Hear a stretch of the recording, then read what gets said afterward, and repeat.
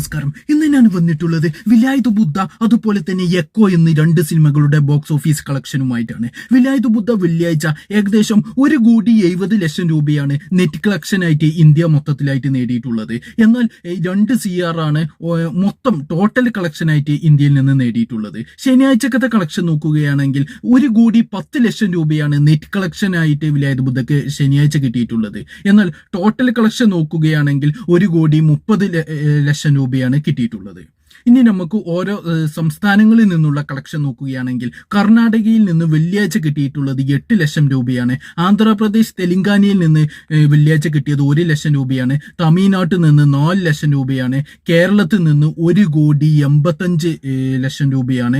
റീസ്റ്റ് of ഇന്ത്യയിൽ നിന്ന് വെറും 2,00,000 രൂപ കിട്ടിയപ്പോൾ ടോട്ടൽ ഇന്ത്യയിൽ നിന്ന് 2 CR ആണ് ടോട്ടൽ കളക്ഷനായി വെള്ളിയാഴ്ച കിട്ടിയിട്ടുള്ളത്. ശനിയാഴ്ചക്കത്തെ കളക്ഷൻ അവൈലബിൾ അല്ല, ഓവർസീസ് കളക്ഷനും അവൈലബിൾ അല്ല. ഇനി എക്കോ എന്ന് പറയുന്ന സിനിമയിലോട്ട് പോവുകയാണ് എന്നുണ്ടെങ്കിൽ വെള്ളിയാഴ്ച ഏകദേശം 80,00,000 രൂപയാണ് നെറ്റ് കളക്ഷനായി കിട്ടിയിട്ടുള്ളത്. ടോട്ടൽ കളക്ഷൻ 95,00,000 രൂപയാണ്. ശനിയാഴ്ച 1,90,00,000 രൂപയാണ് നെറ്റ് കളക്ഷനായിട്ട് ശനിയാഴ്ച കിട്ടിയിട്ടുള്ളത്.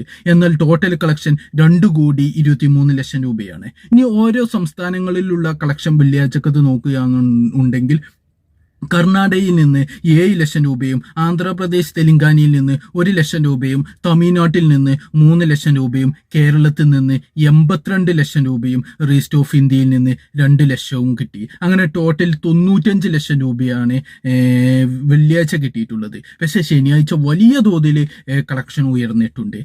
ഇന്ന് ഞാൻ 10:30 നമ്മളെ ബുക്ക് മൈ ഷോയിൽ നോക്കുമ്പോൾ വിലായത്ത് ബുദ്ധക്ക് മണിക്കൂറിൽ 1000 ടിക്കറ്റ് പോലും വിൽക്കുന്നില്ല. അതേ സമയത്ത് എക്കോക്ക് എന്ന് പറയുന്ന സിനിമക്ക് 6,870 ടിക്കറ്റുകൾ ബുക്ക് മൈ ഷോയിൽ മണിക്കൂറിൽ വെച്ച് ബുക്കിംഗ് ചെയ്യുന്നുണ്ട്. ഇതോടുകൂടി നമുക്ക് മനസ്സിലാക്കാം വിലായത്ത് ബുദ്ധ ഓരോ ദിവസം കൂടുന്നിടത്തോളം അടിക്കടിക്ക് പോവുകയാണ്. എന്നാൽ നമ്മുടെ എക്കോ എന്ന് പറയുന്ന സിനിമ ഓരോ ദിവസം കൂടുമ്പോഴും കളക്ഷൻ കൂടി വരികയാണ്. എന്തായാലും എക്കോ ഒരു 50 കോടി ക്ലബിൽ എത്തുമെന്നുള്ളത് 100% ഉറപ്പാണ്. 100 CR എത്തുമോ എന്നുള്ളത് നമ്മൾ കണ്ടറിയേണ്ടതാണ്.